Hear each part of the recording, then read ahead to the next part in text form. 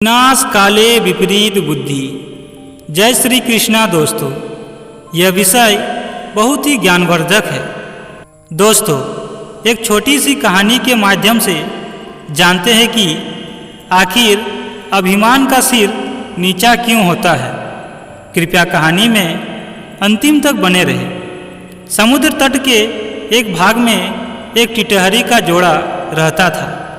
अंडे देने से पहले टिटहरी ने अपने पति को किसी सुरक्षित प्रदेश की खोज करने के लिए कहा। टिटहरे ने कहा, यहाँ सभी स्थान पर्याप्त सुरक्षित है, तू चिंता न कर। टिटहरी ने कहा, समुद्र में जब ज्वार आता है तो उसकी लहरें मतवाले हाथी को भी खींच कर ले जाती है, इसलिए हमें इन लहरों से दूर कोई स्थान देख रखना चाहिए। टिटहरे ने कहा, समुद्र इतना दुस्साहसी नहीं है कि वह मेरी संतान को हानि पहुंचाए। वह मुझसे डरता है, इसलिए तू निःशक्त होकर यहीं तट पर अंडे दे दे। समुद्र ने टिटहरी की ये बात सुन ली। उसने सोचा, यह टिटहरा बहुत अभिमानी है। आकाश की ओर टांगे करके भी यह इसलिए सोता है कि इन टांगों पर गिरते हुए आकाश को थाम लेगा। इसके अभिमान का भंग होना चाहिए। यह सोचकर उसने ज्वार आने पर टिटहरी के अंडे को लहरों में बहा दिया।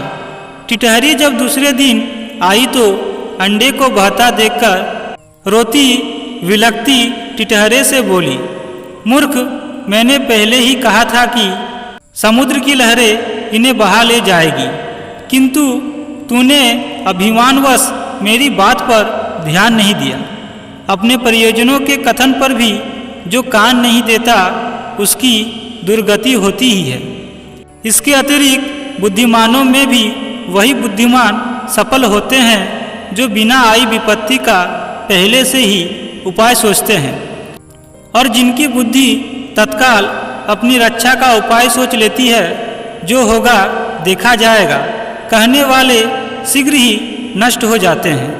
यह बात सुनकर टिटहरे ने टिटहरी से कहा, मैं अभद्र विष जैसा मूर्ख और निष्कर्म नहीं हूँ। मेरी बुद्धि का चमत्कार देखती जा।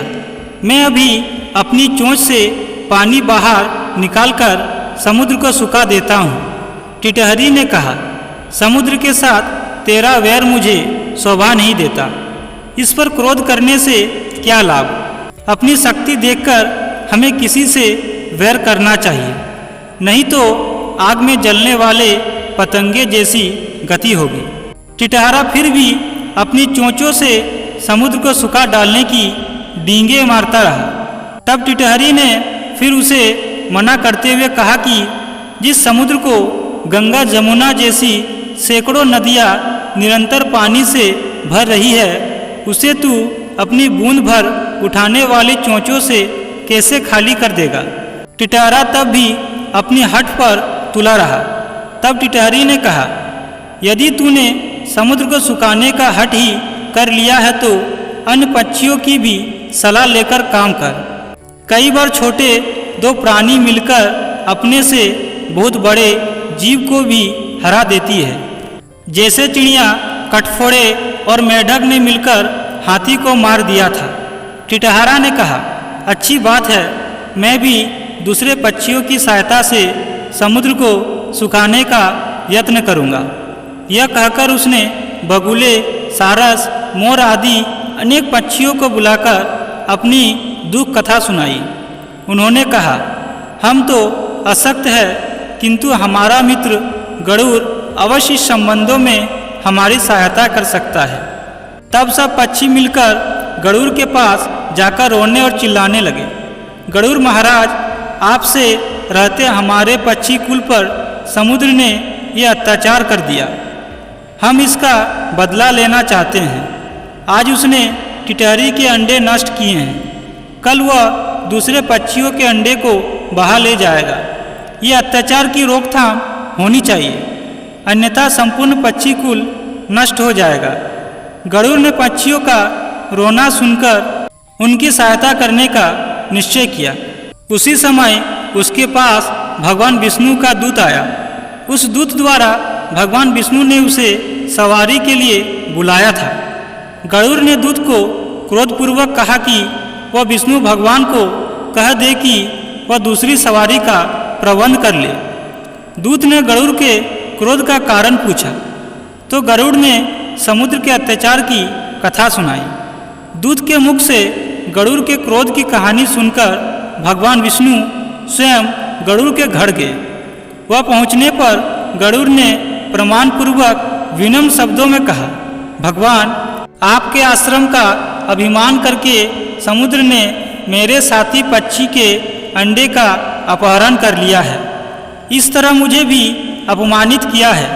मैं समुद्र से इस अपमान का बदला लेना चाहता हूँ। भगवान विष्णु बोले, गरुड़, तुम्हारा क्रोध युक्ति युक्त है।